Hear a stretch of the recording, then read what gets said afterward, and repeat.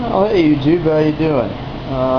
Yeah, I just wanted to make a little video on some of the stuff I've been doing in the shop lately. I just finished up this rigid bandsaw. How well you're going to be able to see the table there. But, yeah, this thing was pretty much a rust bucket when I got it. So I've upgraded the tires. See if I can get it open up. There we go. I put the urethane tires on it. And new bearings, of course. This thing runs like a watch now. And then, of course, it's rigid. Could definitely use a little bit larger motor, you know. But yeah. So, you know, I restored it. I've got it for sale now, and I'll show you pretty much what it looked like when I started. My next project, actually.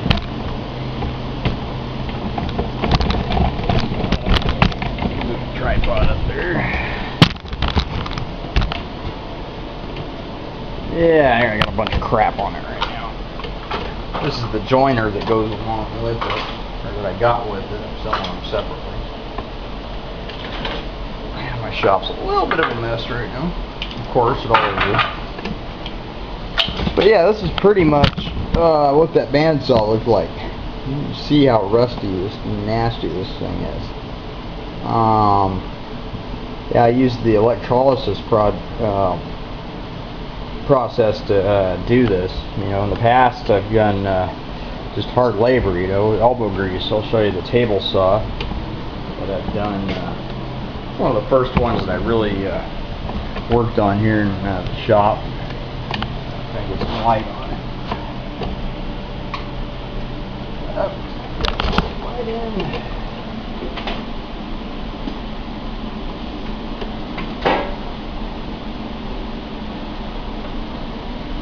There we go. And, you know, not that this one was all that bad to begin with. It was a little bit, but so I did this one pretty much all with elbow grease, sandpaper, and steel wool, and mineral spirits. And it took me a good week. And now I wax it and everything, and God, it's just smooth as butter. Here is my 14-inch Delta bandsaw here. This one's got quite a few upgrades to it, although she looks a little rough. She's dirty right now, but heck, not too bad for, I believe, a 1951 model. It's got the extension block on it. Got these Carter bearings, but you know, for the price, I really have not been too impressed with. It takes me about 45 minutes just to set the guides up on this thing when I switch blades, which to me is just a pain. But this thing does cut extremely straight. It's a very nice running saw now. Again, I've done the bearings and the poly tires on it as well. Oh yeah, this one doesn't have the flip open doors, but you get the picture. And actually, you know, this one is pretty much fully restored. I just I've got to paint the tins and again clean it up. And there's my little 3/4 horse, I think that was a half horsepower motor. For all of you guys that think you need a 1 horse or bigger motor on a bandsaw, you know, I've done 12-inch mesquite on this thing. I resaw oak on it all the time.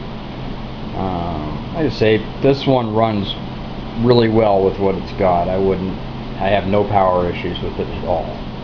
And that brings me to my next thing here. This is some of the mesquite that I just got done milling down probably about a month ago now.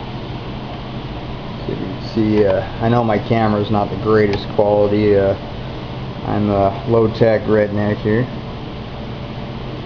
But yeah, I mean, you can see that mesquite is extremely hard wood. And I don't know if you can see the figuring in it. God, There you can kind of see it, some red and some yellows in it, and beautiful wood. Like I say, I did this log was 12 inches in diameter when I started, so it doesn't do too bad at all.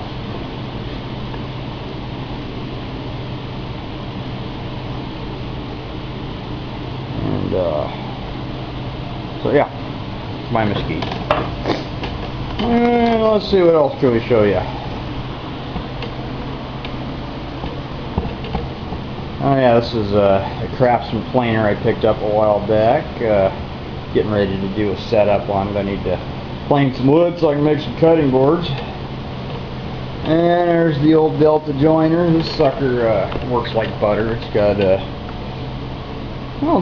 new bearings in it. I did do the tables on it. It's just filthy right now. I just blew a bunch of dust off the planer over onto it. But yeah, this one runs like a watch, perfectly set up. And then back there, believe it or not, this is a voice and crane joiner here. And as ugly as this thing looks, it actually runs extremely smoothly. But it is hideous looking. But that's going to be second project after this bandsaw, I believe. So get that one up and going and get it sold. Alrighty, and yeah, I've been smoking that e-cigarette for 4 days now, and you know what? That Volt cigarette is a pretty damn good thing. I haven't touched an analog, so loving it. Alright, thanks.